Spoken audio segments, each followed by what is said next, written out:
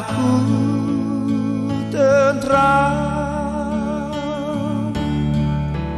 di padang hijau yang segar, di pinggir air tenang. Jiwaku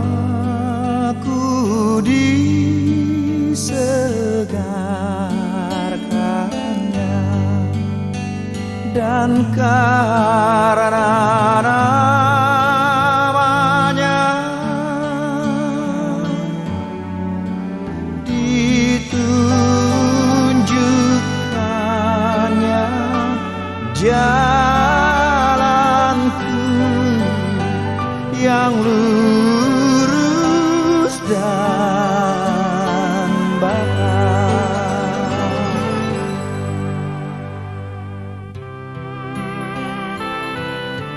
Selamat pagi, kita kembali berjumpa di dalam firman Tuhan.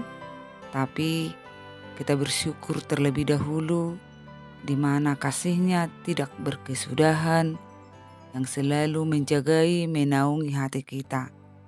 Untuk itu, sebelum kita memulai segala tugas tanggung jawab, mari bersekutu dengan Allah, kita berdoa. Syukur padamu Allah di tempat tinggi, atas semua yang kami rasakan, penyertaan-Mu, berkat-Mu, dan segala sesuatunya yang kami miliki berasal dari Tuhan. Ingatkan kami Tuhan untuk mendahulukan Engkau dalam segala hal, karena firman bukan hanya kekuatan, tetapi juga kehidupan kami. Materaikan Roh Kudus-Mu buat kami mengerti firman yang akan kami dengarkan. Dalam Kristus dengarlah ya Allah doa permohonan kami ini. Amin. Firman Allah yang menjadi renungan buat kita pada hari ini, Kamis 10 Oktober 2024, yang tertulis dalam Amsal pasal 10 ayat 2, demikian bunyinya. Harta benda yang diperoleh dengan kefasikan tidak berguna, tetapi kebenaran menyelamatkan orang dari maut. Demikian pembacaan firman Allah. Bapak, Ibu, saudara-saudari sekalian yang terkasih dalam Yesus Kristus, ada dua bagian pesan dari Amsal Salomo dari nats renungan hari ini. Yang pertama, harta benda yang diperoleh dengan kefasikan tidak berguna. Kalau berbicara tentang harta, semua orang menginginkannya. Tak satu pun orang di dunia ini ingin miskin. Jalan memperoleh harta pun banyak. Hanya yang menjadi perenungan, apakah harta yang kita miliki benar-benar kita ambil sesuai dengan kebenaran firman Allah? Ada banyak tawaran yang kita ketahui bagaimana cara usaha agar banyak memiliki harta. Dan yang pastinya harus pintar memilih jalan yang benar untuk menjadi kepemilikan atau kepunyaan harta tersebut. Jalan seturut dengan kebenaran Allah, yaitu jangan mengambil hak orang lain atau ambillah apa yang menjadi milikmu. Jangan serakah, tidak memperdulikan dari mana asalnya harta itu. Sebab kita harus ingat, uang atau harta setan dimakan dengan setan. Contoh dari suatu realita. Ada satu keluarga miskin dan mereka tidak sabar dengan kemiskinan mereka. Pendek cerita, mereka mendadak memiliki harta. Namun berselang beberapa lama, ketahuan bahwa harta yang dia miliki karena ia bersekutu dengan setan. Apa yang dia miliki berasal dari kejahatan atau kefasikan yang pada akhirnya membawa kehancuran keluarga tersebut. Karena itu milikilah harta dengan jalan yang dikehendaki oleh Allah. Yang kedua, tetapi kebenaran menyelamatkan orang dari maut. Dalam kehidupan dunia kekristenan, hendaklah dalam segala hal di dalam kebenaran, bukan rekayasa atau ada settingan. Hanya didengar orang banyak, namun kenyataannya adalah salah. Kemampuan hidup benar di dalam hidup ini hendaklah dengan tuntunan Roh Kudus. Mau mendengarkan Roh Kudus sehingga baik perkataan, perbuatan, dan juga dalam kepemilikan apapun, baik harta, jabatan, hendaknya menurut kebenaran firman Allah.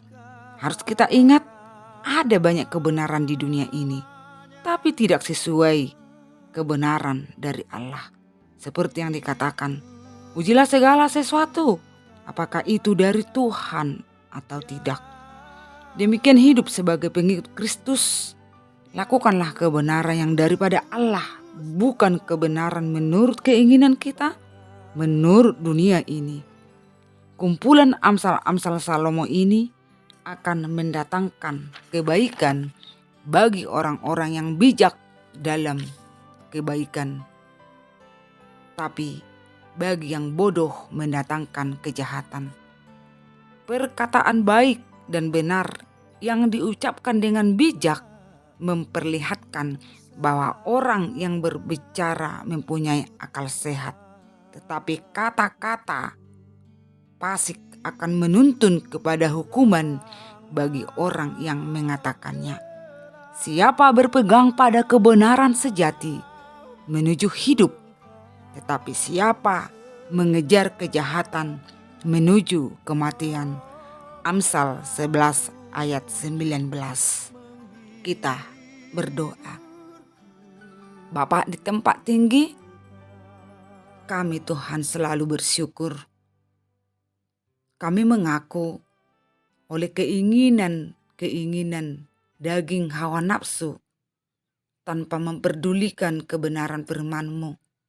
Sering kami Tuhan mau memiliki harta, jabatan, tidak melihat apakah itu yang Tuhan kehendaki, apakah itu menurut kebenaran firman Tuhan.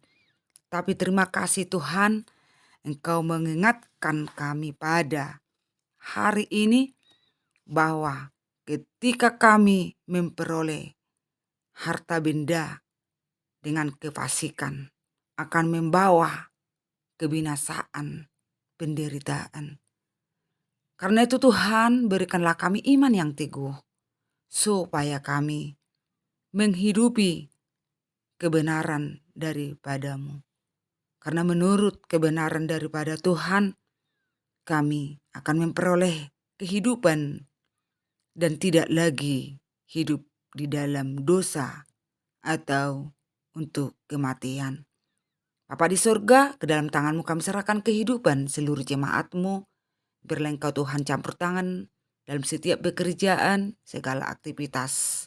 Engkau memberi hikmat kebijaksanaan kepada setiap orang tua untuk selalu mendoakan, menasihati anak-anak yang Allah berikan. Anak-anak dalam studi, baik yang jauh dekat, Tuhan jagai, Tuhan gembalai. Ingatkan mereka Tuhan untuk selalu berdoa, takut akan Tuhan, supaya anak-anak yang beriman dan juga membawa nama harum di tengah gereja, keluarga, dan masyarakat. Engkau Tuhan yang menopang orang-orang yang lemah, menghibur orang-orang yang dalam berduka, dan juga sembuhkan Tuhan yang dalam sakit penyakit dengan kuat kuasa Roh Kudus-Mu.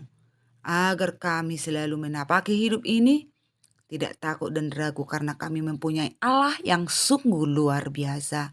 Tambah iman percaya kami, dan biarlah selalu dalam perkataan perbuatan kami takut akan Tuhan. Supaya jangan ada Tuhan manipulasi. Supaya kami selalu Tuhan hanya tunduk kepadamu saja. Apapun yang kami kerjakan dalam keluarga, di dalam gerejamu, biarlah Tuhan dupa yang berkenan di hadapanmu. Sehingga namamu semakin dimuliakan. Tuhan, terima kasih atas pengampunanmu. Kami layak menjadi anakmu dan kami layak menjadi pewaris kerajaanmu. Dalam Kristus, dengar sempurnakan doa kami ya Allah. Amin. Anugerah Yesus Kristus, pengasihan Allah Bapa, dan persekutuan Roh Kudus kiranya menyertai kita semua hari ini sampai selama-lamanya. Amin. Jangan pernah menyerah meskipun apapun kesusahanmu. Allah selalu memberkati kita semua. Shalom.